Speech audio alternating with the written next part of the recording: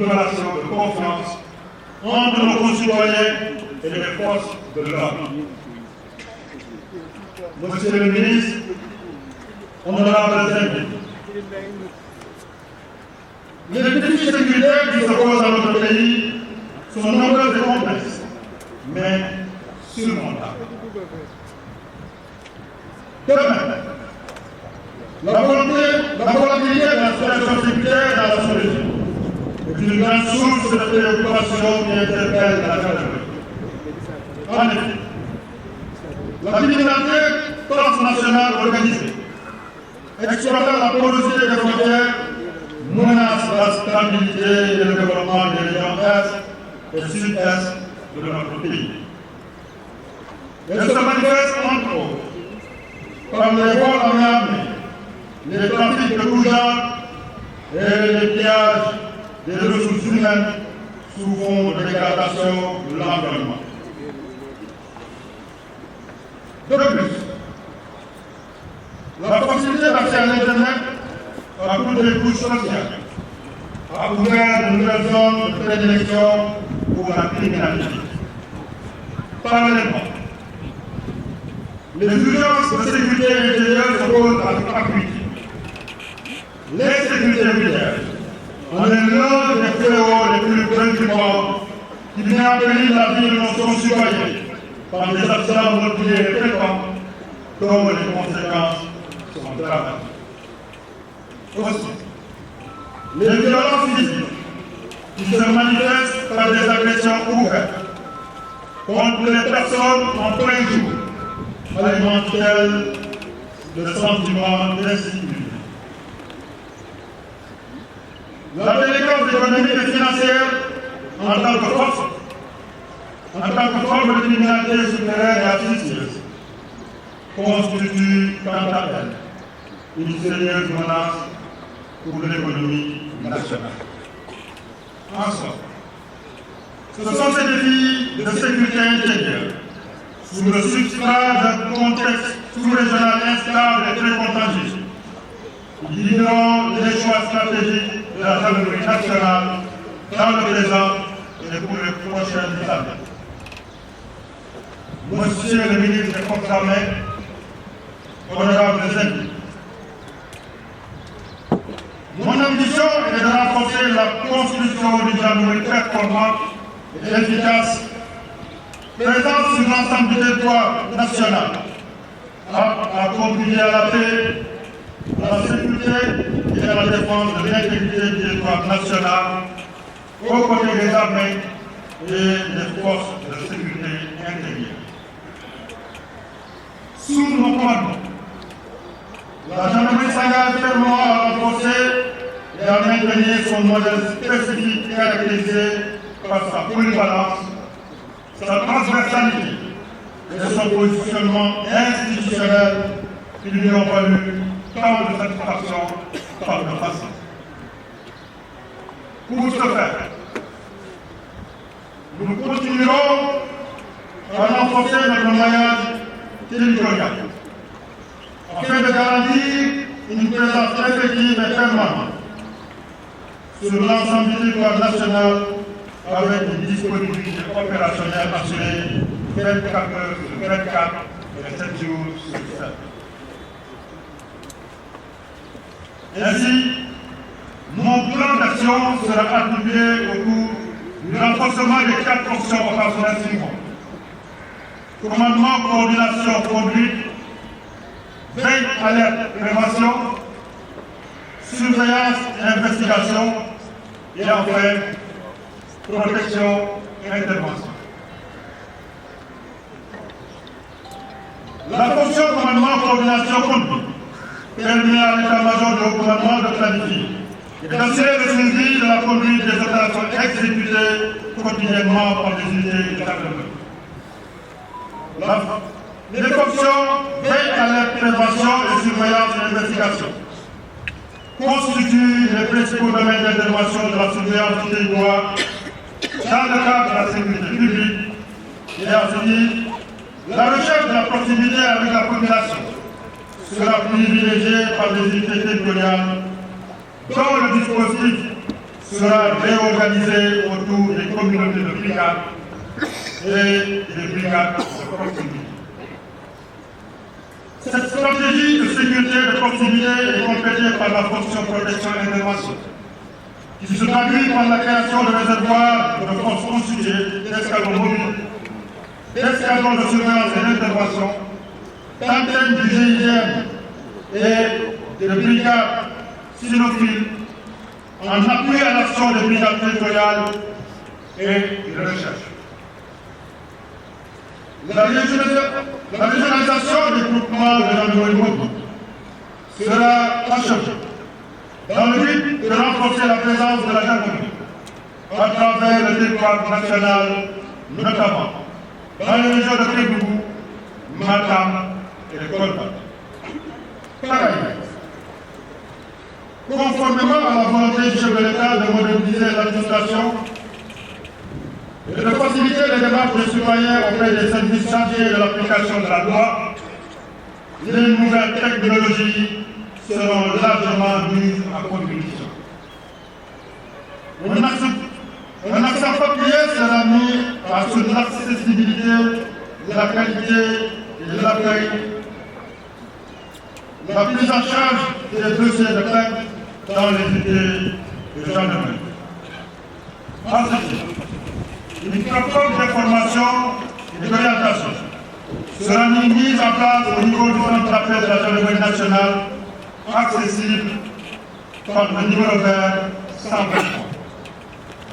En outre, une évolution vers la dématérialisation sera engagée pour réduire les délais de traitement des procédures.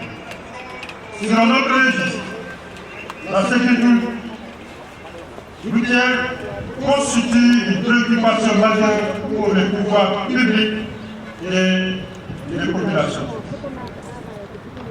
La gendarmerie va initier dans les prochains jours des mesures fortes dans le cadre de la prévention routière.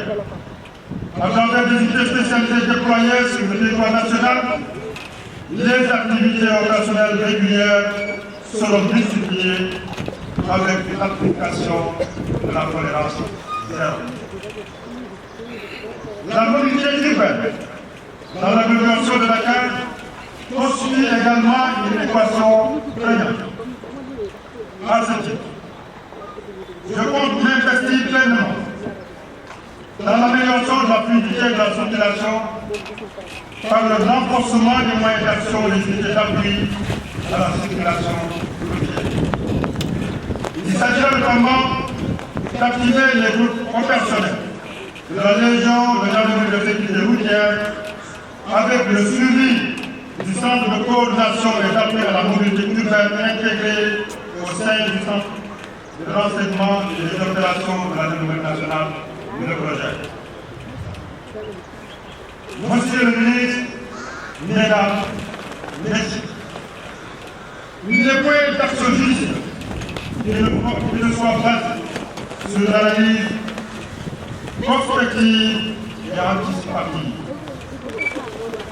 C'est pourquoi la gendarmerie a mis en place un centre d'anticipation et de prévention chargé du recueil, de l'analyse et de l'exploitation de l'information destinée à orienter l'action des unités.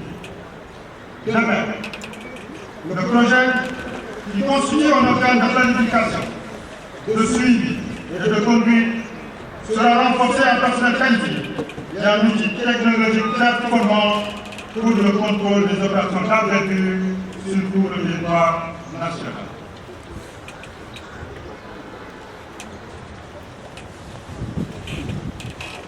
Conformément à sa vocation de compétence sur les milieux terrestres, aériens, maritimes et numériques, le commandement a pris des actions stratégiques pour garantir les capacités d'intervention multidimensionnelles de la gendarmerie.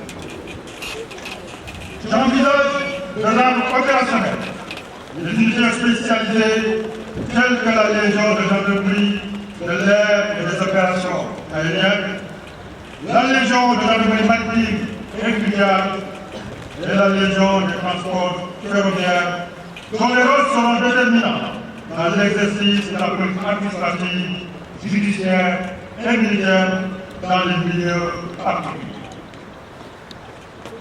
Le groupe de lutte antidote de la gendarmerie nationale connaîtra une nouvelle réorganisation et sera renforcée en personnel qualifié et spécialisé avec des antennes déployées auprès des légions de gendarmerie territoriale pour davantage continuer à combattre le trafic et le drogue.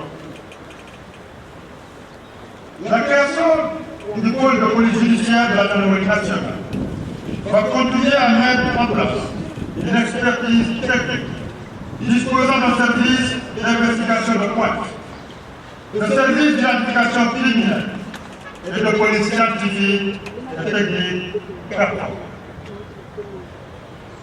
Monsieur le ministre, la montée en puissance de la gendarmerie nationale vise particulièrement à réaliser une bonne couverture du territoire national en améliorant le ratio gendarme-population.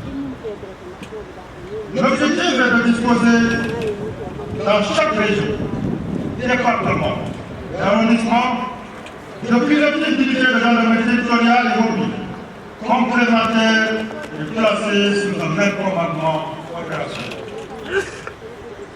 La finalité est de garantir à chaque citoyen le même droit à la sécurité, quel que soit son lieu de résidence sur le territoire national. C'est pourquoi, tout en poursuivant le relèvement des effectifs, je mettrai un accent particulier sur la qualité des ressources humaines et l'amélioration des infrastructures de cantonnement pour garantir la disponibilité de ces forces appelées à assurer une présence permanente sur le terrain. Monsieur le ministre, en ma qualité de haut commandant de la gendarmerie nationale et directeur de la justice militaire, je veillerai à promouvoir une offre de sécurité moderne et adaptée, portée par une gendarmerie réconciliée avec les populations et toutes les communautés dans un concept armée-nation rénové. Ainsi, la gestion prévisionnelle des ressources humaines, fondée sur les qualifications initiales spécialisées et une politique de promotion du genre du volontarisme, constitue le premier jalon. La gestion des parcours de carrière des personnels officiers et des sous-officiers et la sortie d'école sera également orientée vers une spécialisation dans les subdivisions d'armes, les formations spécialisées et les services. Les partenaires seront veillés pour faciliter le changement d'option dicté par les nécessités de service. La dématérialisation complète de la gestion des personnels permettra le meilleur suivi des parcours de carrière et de la mobilité ainsi que des cas d'avancement. La prise en charge sociale des personnels sera une de mes priorités dans le cadre de l'amélioration des conditions des militaires. Je compte ainsi renforcer la politique d'accès à l'habitat à travers des projets immobiliers, aussi bien à Dakar que dans les régions. En outre, je mettrai en place un code de déontologie pour encadrer l'action du gendarme dans l'exécution du service ainsi que ses rapports avec la population, en instaurant notamment une charte d'accueil dont je veillerai à l'application rigoureuse. Monsieur le ministre, mesdames et messieurs, assurément à l'ère de l'instantanéité et de la démultiplication des sources de l'information, les institutions d'application de la loi sont appelées à améliorer nécessairement les stratégies de communication. En effet, les médias et les relais communautaires constituent un vecteur puissant d'interaction avec les populations. Il est donc très important que les populations sachent ce que fait la gendarmerie pour l'intérêt général dans le cadre d'une démarche citoyenne et responsable. C'est pourquoi j'apporterai de nouvelles orientations à la communication institutionnelle dans le cadre de l'affermissement des relations avec le public. Une chaîne de télévision de la gendarmerie verra bientôt le jour pour approfondir l'interaction de la gendarmerie avec les populations. Par ailleurs, avec l'adoption d'une nouveau décret d'organisation 2024-824, la gendarmerie nationale s'est inscrite dans une dynamique de renforcement de l'expertise dans les différents domaines de l'exécution de son service. En effet, ce texte apporte de nombreuses innovations organisationnelles qui donnent une véritable efficacité au grand commandement des services, dont les attributions en matière de gestion, de conception, de direction, de surveillance et de contrôle de l'exécution du service seront désormais renforcées. Au titre du cadre d'emploi, j'engagerai une réflexion doctrinale sur le décret 74-571 portant règlement sur l'emploi de la gendarmerie et de son service dans le but de l'adapter à l'évolution des missions et de l'environnement sécuritaire. Monsieur le ministre, quelles sont les grandes orientations que je m'engage à mettre en œuvre pour offrir à nos concitoyens une sécurité humaine et efficace? Toutefois, il est bien évident que la réalisation de mon ambition pour la gendarmerie nationale s'appuie sur un personnel professionnel et engagé à qui je voudrais m'adresser à présent. Messieurs les officiers généraux, officiers, sous-officiers et gendarmes auxiliaires, je m'incline devant vos drapeaux et étendards et je vous exprime ma fierté, ma détermination, mais également mon humilité face à l'immense responsabilité qui est désormais la mienne. Je suis profondément honoré de vous commander. Je suis fier de chaque femme et homme qui porte l'uniforme avec honneur et dignité. Je vous exhorte à consolider vos valeurs professionnelles et morales pour préserver notre posture républicaine. La compétence et la probité doivent demeurer nos repères permanents. Je vous commande de faire preuve en toutes circonstances de discipline, de droiture, de désintéressement, d'engagement en honneur, de professionnalisme dans l'exécution du service comme dans la vie quotidienne. L'action de la gendarmerie doit être fondée sur la légalité, la déontologie et sur l'éthique qui est au-dessus de la pyramide des valeurs. En ce qui me concerne, je m'engage solennellement à avoir des exigences vis-à-vis de ma propre personne. Mon engagement à vos côtés sera quotidien et toujours inégalé, notamment dans le cadre de l'exercice de vos fonctions. Je ne ménagerai aucun effort pour l'amélioration de votre bien-être et celui de vos familles. Puisse Dieu nous donner la santé, l'énergie nécessaire pour ensemble, nous puissions relever les nombreux défis qui nous interpellent. Au grand bénéfice de nos concitoyens et pour le succès de la gendarmerie nationale. Monsieur le ministre, Mesdames, Messieurs, honorables invités, je ne saurais terminer sans dire à nos camarades des autres forces de défense et de sécurité mon engagement à œuvrer pour une coopération dynamique et sincère basée sur la complémentarité, la mutualisation et l'interopérabilité pour faire de notre cher Sénégal un pays sûr, stable et prospère.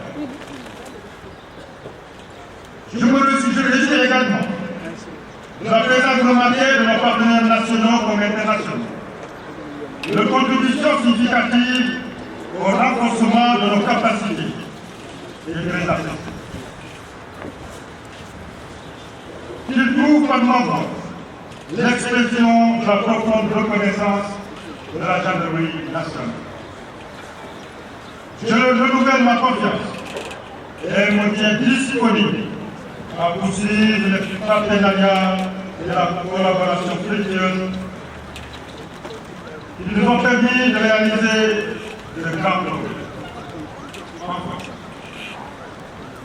À vous qui avez bien voulu honorer de votre présence cette cérémonie, rehaussant ainsi son éclat et lui donnant toute sa solennité, je vous exprime ma profonde gratitude au nom de la gendarmerie nationale et en mon nom propre. Monsieur le ministre des Forces armées, Mesdames et Messieurs, honorables invités, je vous remercie de votre aimable attention. Honneur, patrie.